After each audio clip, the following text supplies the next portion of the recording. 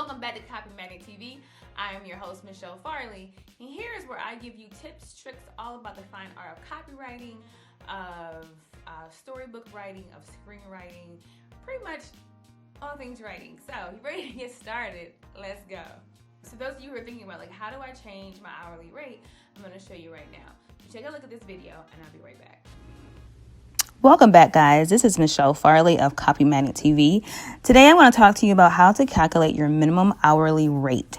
Now, this is a minimum hourly rate for copywriters. So if you're here and you're not a copywriter, you may still be able to use this formula, but just keep in mind that this was set up for copywriters.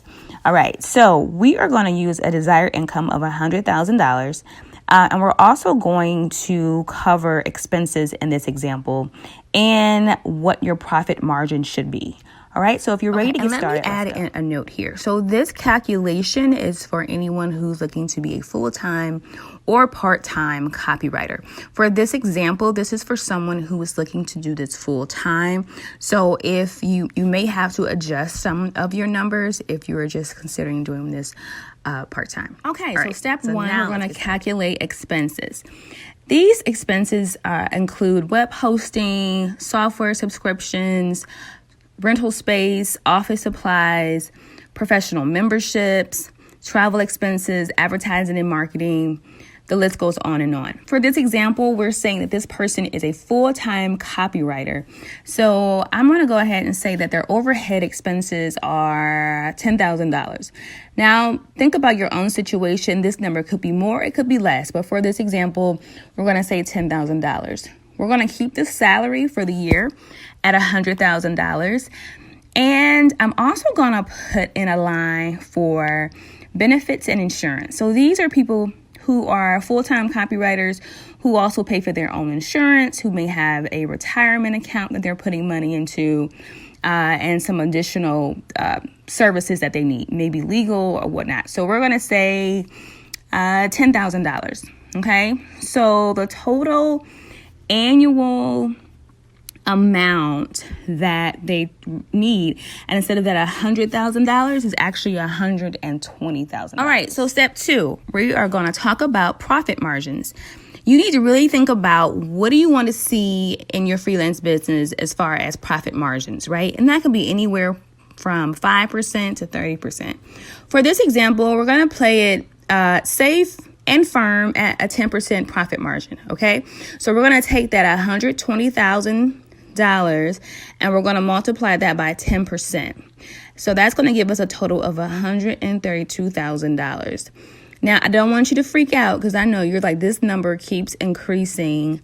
Oh my goodness. Hold on. We're right around the corner to step three.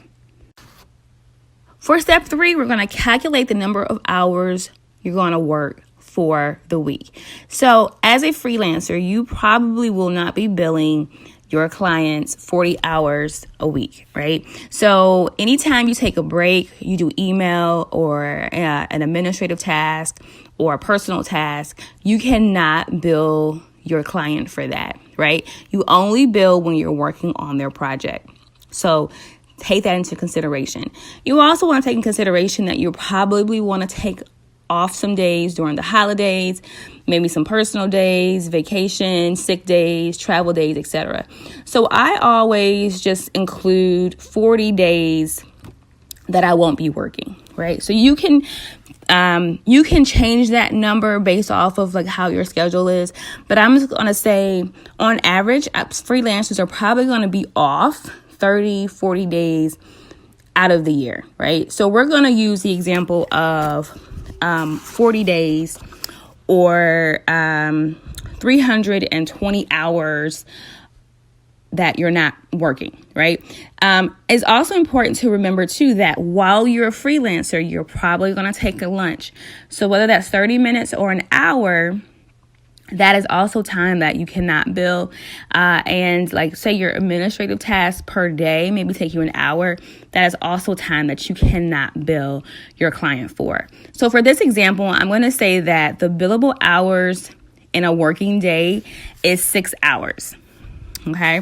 So, or, and say that you're only working Monday through Friday, your billable hours for the week then would be 30 hours. So we're going to take that 30 hours a week and we're going to multiply that by 52 weeks because there's 52 weeks in a year. And that is going to give us a total of 1,560 hours. All right. Now we're going to take that 1,560 hours and we're going to subtract the 320 hours. Remember, those are those 40 days in a year that we're not working. So your total billable hours that you have for the year is actually 1,240 hours for the year. All right. So here we are at step 4, the moment you all have been waiting for.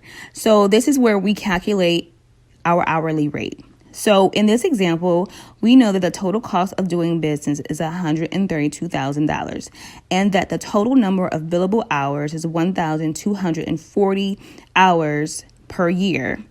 So we take the 132,000 and we divide that by 1,240 and we get an hourly rate of $106. So there you have it, an easy formula of how to calculate your minimum hourly rate. Keep in mind that these numbers will fluctuate depending on your overhead costs, expenses, etc. But it gives you a great foundation of how to determine what you should charge in the future. So that's it. That's a super easy formula of how you can create your new hourly rate or project rate, and what services that you can add on and what services you should consider letting go. All right. I hope you found this video helpful. If so, please like, subscribe, share. Until the next time, I wish you peace and blessings. I hope this new year is starting off to be phenomenal. And I'll talk to you guys real soon.